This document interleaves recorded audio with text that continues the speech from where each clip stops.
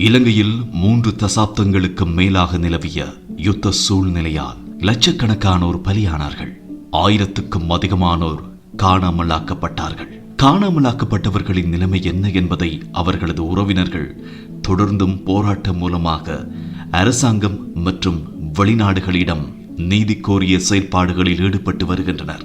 ஆனால் தற்பொழுது மீண்டும் இலங்கையில் மனித புதைக்குழிகளிலே மனித எச்சங்கள், எலும்புக்கூடுகள் கண்டறியப்பட்டு வருகின்றன. திடுக்கிடும் செய்தியாக, மனதிலே வலியை ஏற்படுத்தும் தகவலாக சிறுவர்கள் பலர் கொலை செய்யப்பட்டு இங்கு புதைக்கப்பட்டிருக்கின்றார்கள் என்று செய்தி வெளியாகின்றது. 1996ஆம் ஆண்டு இலங்கையில் யுத்தம் நிலவிய காலப்பகுதி. இலங்கையின் இராணுவத்தினரின் கட்டுப்பாட்டுக்குள் வந்த யாழ் நகரம். அங்கு இருக்கக்கூடிய மக்கள் பலர் காணாமலாக்கப்பட்டார்கள். கிருஷாந்தி எனும் 18 வயது மாணவி ஒருவர் பாடசாலை விட்டு வீடு செல்லும் போது இராணுவத்தினரால் தடுத்து வைக்கப்பட்டார். அந்த செய்தியை கிருஷாந்தியின் தாயாரிடம் சிலர் தெரிவிக்கின்றார்கள். அதன் பின்னர் கிருஷாந்தியின் தாயார் மற்றும் அவரது இளைய சகோதரர், இன்னொரு வீட்டு மாணவன் என்று 3 இராணுவ முகாமுக்கு சென்று கிருஷாந்தியை அழைத்து வருவதற்காக செல்கின்றார்கள்.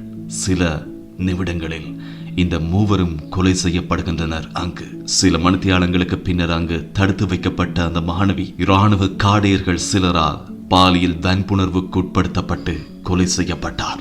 பின் நாட்களில் மேற்கொள்ளப்பட்ட விசாரணைகளின் பின்னராக 1998ஆம் ஆண்டுக்கு பின்னர் அந்த குற்ற செயலிலே ஈடுபட்ட இராணுவ அதிகாரி ஒருவர் திடுக்கிடும் சில விடயங்களை தெரிவித்தார். இலங்கையின் தமிழர்கள் சிலர் இராணுவத்தினரால் கொலை செய்யப்பட்டு செம்மணியிலே புதைக்கப்பட்டிருக்கின்றார்கள் என்ற செய்தி. 100க்கும் அதிகமானோர் கொலை செய்யப்பட்டிருப்பதாகவும் 300 அல்லது 600க்கும் அதிகமான உடல்களை இனம் காட்ட முடியும் என தெரிவித்திருந்தார். நீதிமன்றம் அகழ்வு பணிக்காக அனுமதியை வழங்கியது. 15க்கும் அதிகமான உடல்கள், மனித எச்சங்கள் அங்கு கண்டுபிடிக்கப்பட்டன. அந்நாட்களில் இருந்த அரசாங்கம் உள்ளிட்ட சிலரது தலையீட்டின் காரணமாக இந்த மனித புதைக்குழி அகழ்வு நடவடிக்கைகள் நிறுத்தி வைக்கப்பட்டன. அதிகாரிகள் கைது செய்யப்பட்டு பின் நாட்களில் விடுதலையானார்கள். இலங்கையில் மனித புதைக்குழி என்பது புதிதல்ல. மொத்தமாக 22 மனித புதைக்குழிகள் இனங்காணப்பட்டிருப்பதாக BBC அண்மையில் செய்தி வெளியிட்டிருந்தது.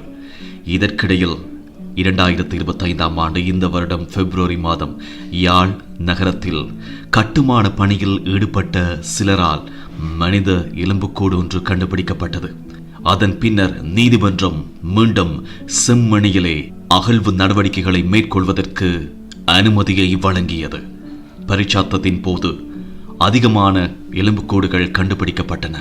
முதலாவது அகழ்வு நடவடிக்கைக்கு பின்னராக தற்பொழுது 26ஆம் தேதியிலிருந்து 2ஆம் கட்ட அகழ்வு பணிகள் இடம்பெற்று வருகின்றன.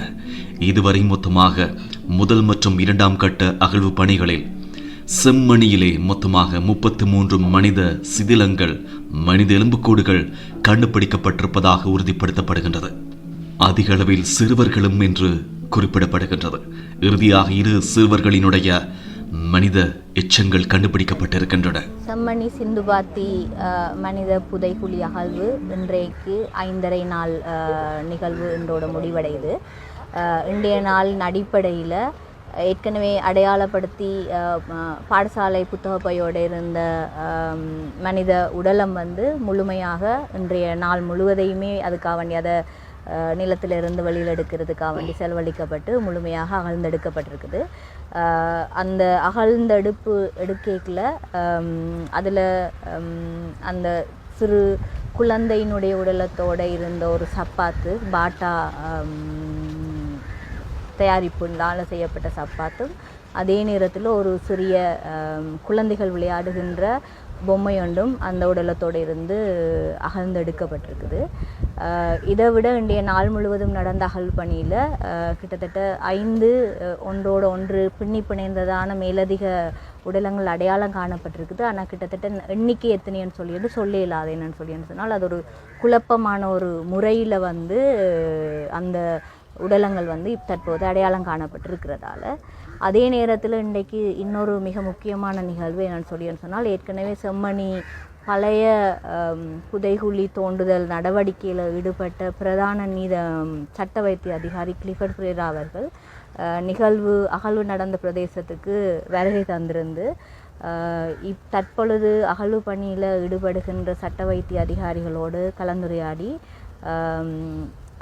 கடந்த அகழ்வு பணி தொடர்பான தகவல்களை வழங்கியிருந்ததை பார்க்கக்கூடியதாக இருந்ததோடு கிட்டத்தட்ட அந்த வழக்கும் இந்த வழக்கும் வேறு வழக்காக இருந்தாலும் 2 வழக்கையும் தொடர்புபடுத்த வேண்டிய ஒரு நிலைமை இருக்கிறதால முறையான நீதிமன்ற அனுமதியோடு குறித்த அந்த பழைய வழக்கை இந்த வழக்கோடு சேர்த்து அழைக்கிறதுக்கான நடவடிக்கைகளை பாதிக்கப்பட்டவர்கள் தரப்பில் செய்கிறதுக்கான ஒரு கலந்து ஆலோசனை நடந்து கொண்டிருக்குது. சிறுவர்கள் குறிப்பாக 3 வயது என்று இனம் காணப்பட்டிருக்கக்கூடிய சிறுவர்களது அதை போன்று பாடசாலை மாணவர்களது மனித எலும்புக்கூடுகள் கண்டுபிடிக்கப்பட்டிருப்பதோடு அந்நாட்களில் அவர்கள் பயன்படுத்திய யூனிசெஃப் பையும் அடையாளம் காணப்பட்டிருக்கின்றது.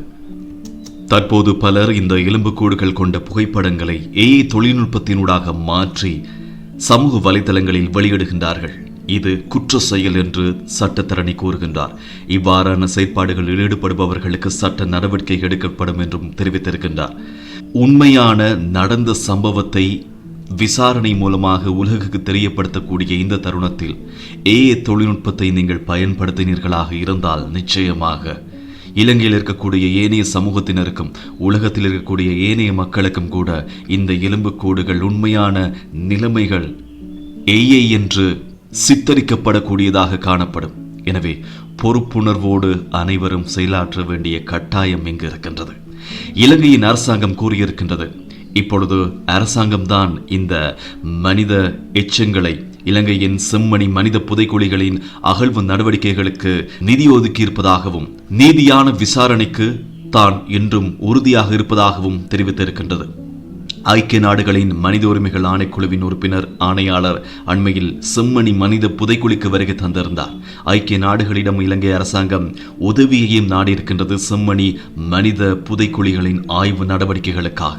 இது இவ்வாறு இருக்கும் போது இலங்கையின் முன்னைய பாராளுமன்ற உறுப்பினர்கள், முன்னாள் அமைச்சர்கள், மக்களால் விரட்டி அடிக்கப்பட்ட இனவாத அரசியல்வாதிகள் சிலர் தற்போது இலங்கை அரசாங்கத்திற்கு எதிராக இலங்கை அரசாங்கம் தற்போது விடுதலை புலிகளோடு செயற்பட்டு வருவதாகவும் வெளிநாட்டில் இருக்கக்கூடிய தமிழர்களின் நிதியிலே அரசாங்கம் மூடுவதாகவும் குற்றம் சுமத்தி இலங்கையில் இருக்கக்கூடிய தென்பகுதி மக்களுக்கு இனவாதத்தை தூண்டிவிடுகின்றார்கள். அந்நாட்களில் முன்னைய அரசாங்கங்களினால் மன்னார் மற்றும் கொக்கு தொடுவாய் போன்ற இடங்களின் மனித புதைக்குழி அகழ்வு நடவடிக்கைகள் நிறுத்தி வைக்கப்பட்டன. அந்த நிலைமை இங்கு தொடரக்கூடாது. முழுமையான நீதியான விசாரணைகள் மேற்கொள்ளப்பட வேண்டும் என்பதே மக்களின் எதிர்பார்ப்பு.